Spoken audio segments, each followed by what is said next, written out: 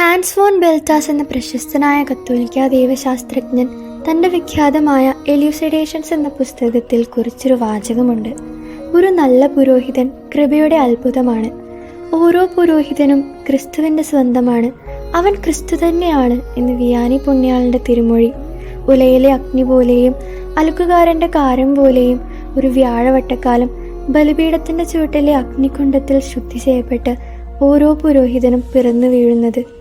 ഹേ പുരോഹിത, അങ്ങേക്കു കേൾക്കാൻ ഒരു ചെവി ഉണ്ടായിരിക്കട്ടെ, താഴാനൊരു ശിരസും കരയാൻ കുറച്ച് കണ്ണുനീരും ഉണ്ടായിരിക്കട്ടെ, തലോടാനൊരു കൈയും ചേർത്തു പിടിക്കാനൊരു നെഞ്ചും ഉണ്ടായിരിക്കട്ടെ, പറയാൻ നല്ല വാക്കുകളും ദൈവജനത്തിനു വേണ്ടി സഞ്ചരിക്കാൻ 2 പാദങ്ങളും സ്വർഗത്തിലേക്ക് ഉയർത്താൻ 2 കരങ്ങളും ഉണ്ടായിരിക്കട്ടെ. സങ്കടങ്ങളുടെ കുരുക്കുകൾ വലിഞ്ഞു മുറുകുമ്പോഴും ബലിപീഠം ഒരമ്മത്തട്ടായി മാറട്ടെ. ഈ പുണ്യമായ വെളി ധന്യമായി പൂർത്തിയാക്കാൻ ആ 33കാരൻ ജീവിതത്തിൽ തുണയായിരിക്കട്ടെ.